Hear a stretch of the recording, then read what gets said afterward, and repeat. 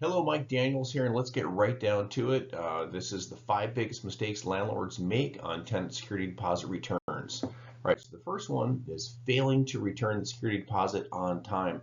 So California law states that you have to give the deposit back within 21 days. So if for some reason you do not, you could incur penalties, possibly the tenant suing you. So get that deposit back to them within the 21 days. Next thing is we get calls almost every week from prospective clients calling us about managing their properties, and they ask us about non-refundable deposits.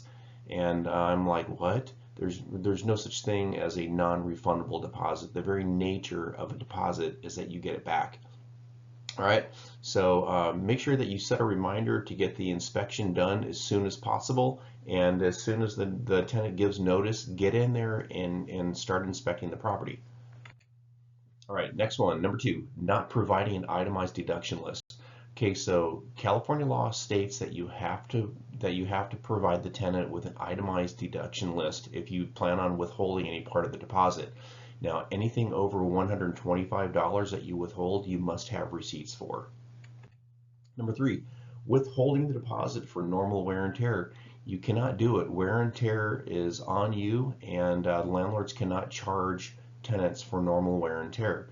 So whether the walls have nails in them from the pictures, or they left the TV mount on the wall or something like that, so it's up to you. Now if they ran the doorknob through the drywall and there's a big hole in the drywall and you have to repair that, then yes, that can be deducted from their deposit. But security deposits can only cover damages beyond beyond normal wear and tear, and for unpaid rent and necessary cleaning.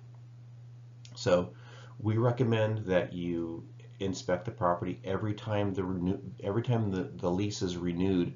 So if the tenant's been in the property for 3 or 4 years, well then hopefully you've done an inspection at each renewal. So you've had 3 or 4 inspections over those 4 years. And so when the tenant is getting ready to move out and you schedule the inspection, that it's not a big surprise to you that the property, the condition that the property is in should be very familiar to you. Okay, next one.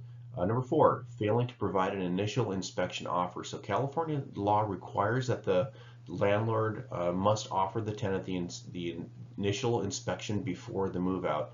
Okay, so this must be done within 2 weeks of the tenant moving out, and you must provide a written inspection offer. And the main thing is, the reason why is you want to use this as your defense if for some reason there's a dispute. Okay. Number 5, improperly using the security deposit for upgrades or renovations. Can't do it. Again, California law regulates that the security deposit can only be used in specific instances such as unpaid rent, repairing damages beyond normal wear and tear, and cleaning to restore the property to its original condition when the tenant assumed responsibility for the property. So using the deposit for general improvements, renovations, paint, appliances, carpeting, you just can't do that. Okay, so keep very good records. Okay, so if you're already a client of Rancho Costa Properties and we're already managing your property, don't worry, we got you covered. We already do all of the things that are mentioned in this video. If you'd like to talk to us about managing your property, please feel free to give us a call, 760-822-1528, and I wish you the best of luck out there. Bye-bye now.